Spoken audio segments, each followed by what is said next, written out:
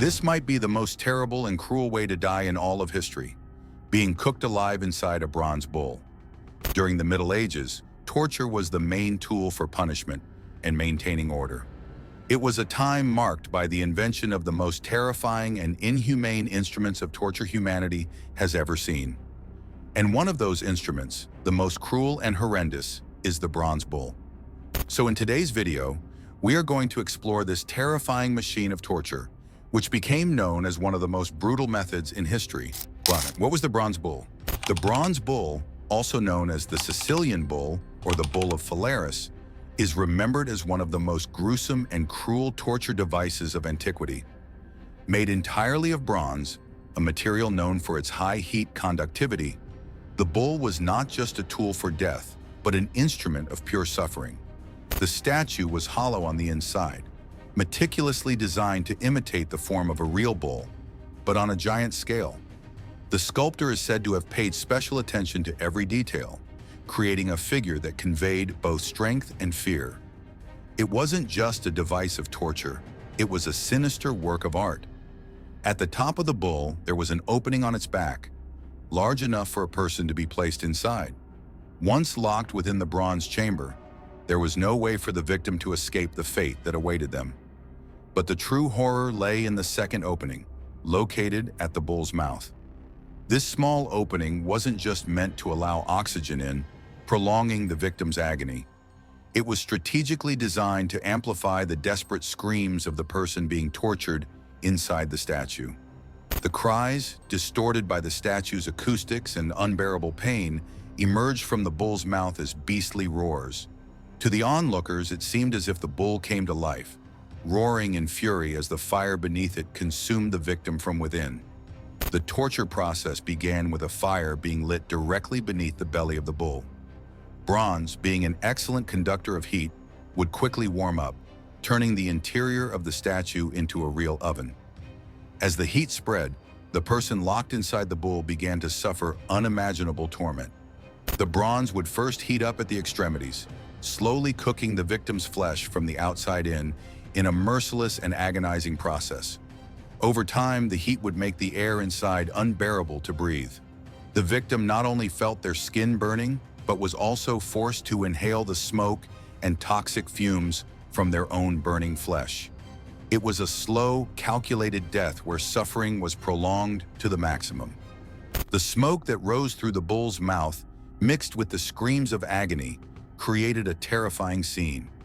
Those who witnessed the execution saw the bull breathe and roar, as if the very creature itself was feeding on the pain of its victim. 2. The cruelty of the bronze bull. The bronze bull was not just an execution machine. It was designed to maximize suffering, turning death into a spectacle of endless pain. The victim, locked inside the hollow statue, endured a slow and agonizing torment as the bronze gradually heated up. The cruelty of this torture lay in the slowness of the process. The heat of the bronze did not burn instantly. Instead, it increased gradually, cooking the victim's body from the outside in. First, the skin would begin to blister and burn, then the muscles, and finally the internal organs would start to fail, all while the person remained conscious. The victim felt every second of the torment. The opening in the bull's mouth, a cruelly planned detail, served a dual purpose. It allowed the tortured individual to breathe, prolonging their life and consequently their suffering. But at the same time, this small exit transformed their screams of pain into a beastly sound. To those watching from the outside, it was as if the bull were roaring, alive, fed by the agony of the person inside. The desperate cries echoed through the hollow metal and emerged amplified from the bull's mouth, creating a macabre and surreal atmosphere. The audience witnessing the execution did not see just a body being tortured. They saw an infernal creature, feeding on human suffering, roaring with demonic fury. The illusion of the bull being alive only intensified the aura of terror surrounding the scene. Beyond the unbearable physical pain, there was also psychological terror. The smoke that accumulated inside the bull was a product of burnt flesh and bodily fluids, evaporating with the heat. The victim was forced to inhale this toxic air, making each breath a torture in itself. Each inhalation brought the stench of their own burning flesh, mixed with hot metal and flames.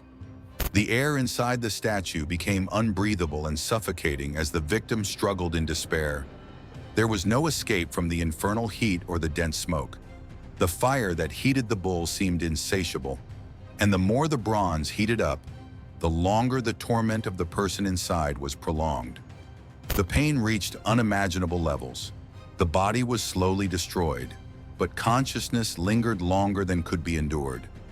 Reports suggest that the very air inside the bull became a weapon against the victim. The heat caused the bronze to emit toxic vapors, and the person trapped inside had no choice but to breathe in the poison of their own burning flesh. Each breath was an extension of torture, making the suffering seem endless. Those who watched the execution witnessed horror from a distance, but the sounds and smoke pouring from the bull's mouth created the sensation that something alive, a demonic beast, was being nourished by human suffering. This illusion, combined with the brutality of the act itself, made the bronze bull more than just a form of punishment. It became a symbol of the absolute power of its creator, a tyrant who ruled through fear and cruelty. The victim, suffocated, burned, and dehydrated, eventually succumbed to exhaustion and pain, but not before enduring one of the most terrifying and prolonged tortures ever conceived by the human mind. The bronze bull did not kill quickly, it destroyed slowly and methodically, and that was its true purpose, to transform pain into a spectacle, prolonging suffering to the maximum until the body finally surrendered to death. 3. The origin of the machine. The origin of the bronze bull dates back to ancient Sicily in the 6th century BC during the rule of a merciless tyrant, Phalaris. This leader governed the city of Achragos, a prosperous Greek colony, but his reputation extended far beyond his administrative skills. He is remembered for his brutal sadism and insatiable thirst for power, a man who ruled with an iron fist and used terror as a political tool. Phalaris was feared not only for his military conquest but primarily for his cruelty toward enemies and anyone who dared to challenge him. Yet in his mind, punishment for rebellion was not enough. He wanted a torture instrument that was so terrifying that the mere thought of being condemned to it would instill fear and obedience in his subjects. Thus, he conceived the idea of the bronze bull. Paralo of Athens, a renowned sculptor and artisan known for his skill with metals, was commissioned to fulfill Phalaris's dreadful request.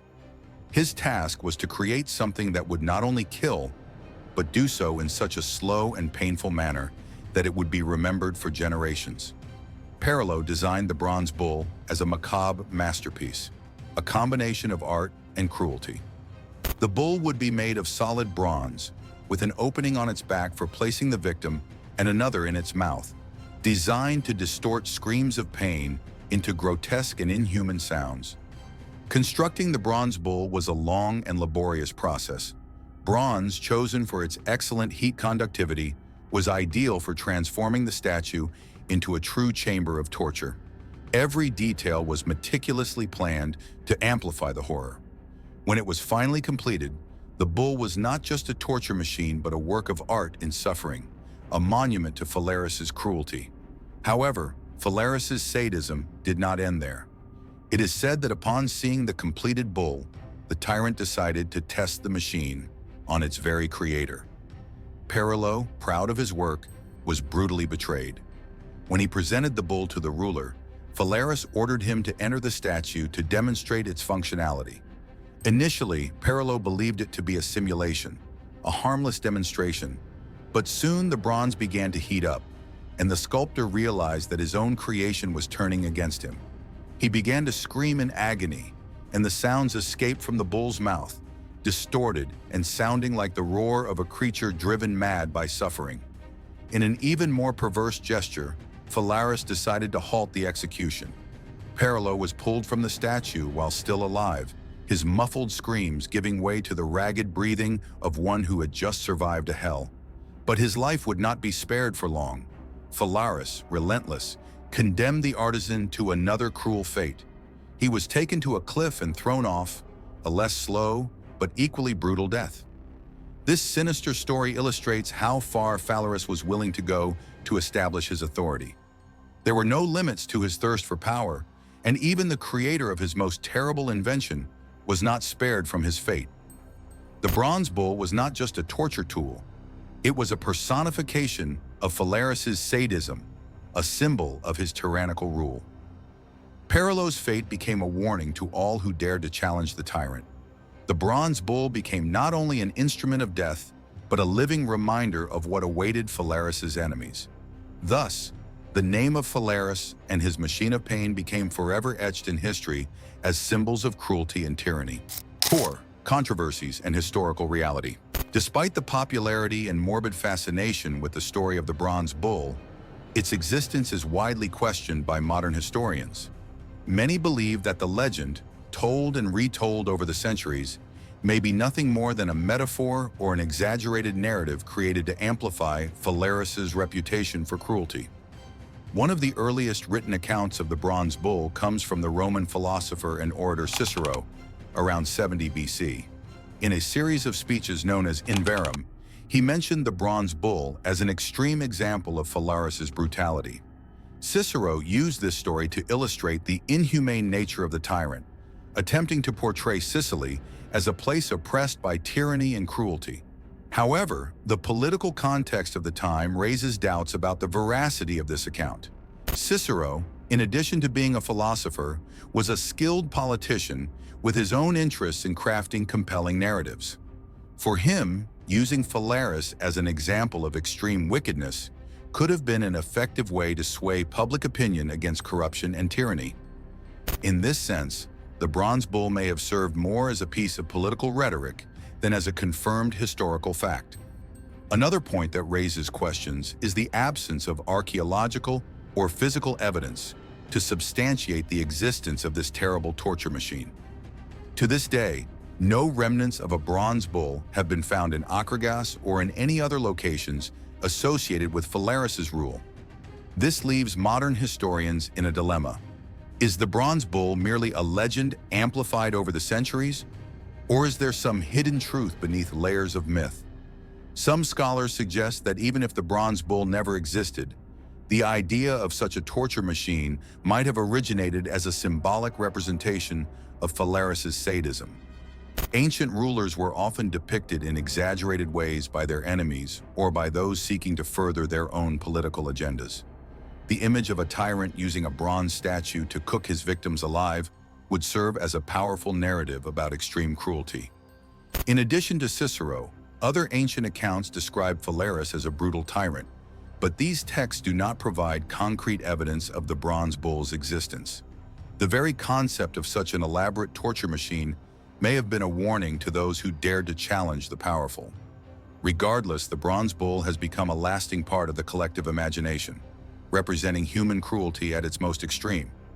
Real or not, the Bronze Bull remains one of the most disturbing stories about cruelty and the thirst for power that marks certain chapters of human history. Even without material proof, the legend of the Bronze Bull endures, reflecting the dark imagination and human desire to conceive unimaginable forms of pain. 5. Other cruel methods. While the Bronze Bull has become an iconic symbol of cruelty, it was not the only macabre method of punishment employed throughout the centuries.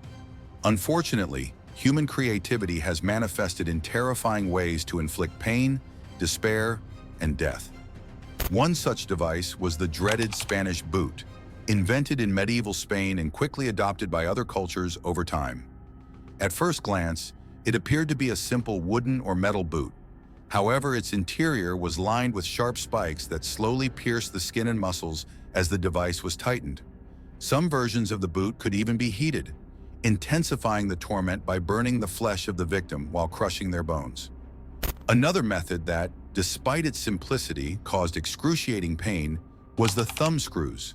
Small in size but terrible in effect, this metallic device trapped the victim's thumbs between iron plates. As a screw was turned, pressure increased until the bones were shattered. The apparatus could be adjusted to meticulously destroy the nails first, then the phalanges, and finally the entire bones. Although this torture was not fatal, the pain and permanent damage marked the victims for the rest of their lives. Crucifixion, on the other hand, was one of the most brutal and humiliating forms of execution, widely used by the Romans. Initially, the victim was whipped with reinforced leather whips embedded with metal and bone, leaving deep wounds on the body. Then, the person was forced to carry a heavy wooden beam through the streets to the site of their execution.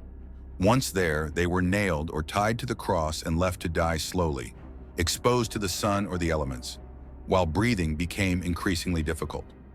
Unfortunately, cruelty and torture are not confined to the past. Stoning, for instance, remains a practice in some parts of the Middle East and Africa. A condemned person is buried up to their waist in the case of men, or up to their shoulders for women, and stoned to death by a crowd. This barbaric form of punishment not only causes a slow and painful death, but also involves society as an active participant in the act of torture. In a world where modern justice seeks to distance itself from such barbaric practices, it is alarming to know that even today, in some regions, people are subjected to such painful and degrading punishments. This prompts reflection on how humans, throughout history, have conceived such extreme means of inflicting suffering on others. Each of these methods of torture, whether in the Middle Ages or modern times, shares a common element: the intention to prolong suffering, using pain as a means of control, punishment, and in some cases, entertainment. From the bronze bull to stoning, humanity's capacity to inflict suffering continues to shock and disturb, serving as a grim reminder of our history and our failings as a civilization. The bronze bull may never have truly existed, but its legend endures as a symbol of human capacity for pain and torture. The story reminds us of how far cruelty can reach, and that was today's video. If you enjoyed it, please like, subscribe to the channel, and share with your friends. Until the next video, thanks for watching.